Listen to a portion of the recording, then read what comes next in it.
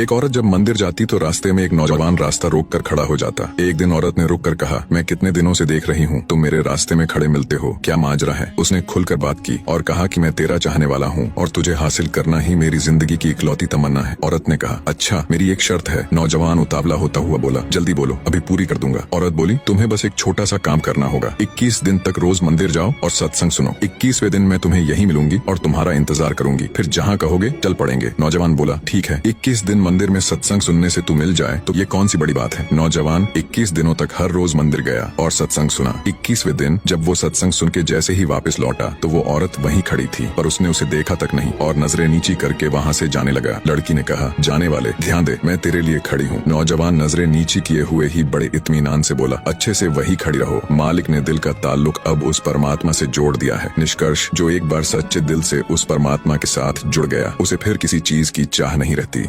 एक विद्वान को फांसी लगनी थी। राजा ने कहा, बताओ कि आखिर स्त्री चाहती क्या है, यदि सही उत्तर दोगे तो जान बख्श देंगे। विद्वान ने कहा, हुजूर मोहलत मिले तो पता करके बता सकता हूँ। 1 साल की मोहलत मिल गई, बहुत घूमा, कहीं से भी संतोषजनक उत्तर नहीं मिला। आखिर में किसी ने कहा कि दूर एक चुड़ैल रहती है, वही बता सकती है। चुड़ैल ने कहा कि एक शर्त है, यदि तुम मुझसे शादी कर लो तो जवाब बताऊंगी। उसने सोच विचार कर जान बचाने के लिए शादी की सहमति दे दी। शादी होने के बाद चुड़ैल ने कहा, चूंकि तुमने मेरी बात मान ली है तो मैंने तुम्हें खुश करने के लिए फैसला किया है कि 12 घंटे मैं चुड़ैल और 12 घंटे खूबसूरत परी बन के रहूंगी। अब तुम ये बताओ कि दिन में चुड़ैल रहूं या रात को। विद्वान वाकई में बुद्धिमान था। उसने सोचा, यदि वह दिन में चुड़ैल हुई तो दिन नहीं कटेगा, रात में हुई तो रात नहीं कटेगी। अंततः वह बोला, जब तुम्हारा दिल करे परी बन जाना, जब दिल करे चुड़ैल बन जाना। यह बात सुनकर चुड़ैल ने प्रसन्न होकर कहा, चूंकि तुमने मुझे अपनी मर्जी से जीने की छूट दी है इसलिए मैं 24 घंटे हमेशा ही परी बन के रहूंगी। और यही तुम्हारे प्रश्न का उत्तर भी है। यदि स्त्री को अपनी मर्जी का करने देंगे तो वो परी बनी रहेगी, वरना चुड़ैल हो जाएगी। निष्कर्ष, मुद्दा स्त्री या पुरुष का नहीं है। मुक्ति में आनंद, दिव्यता, सौंदर्य है और बंधन में है दुख, संताप।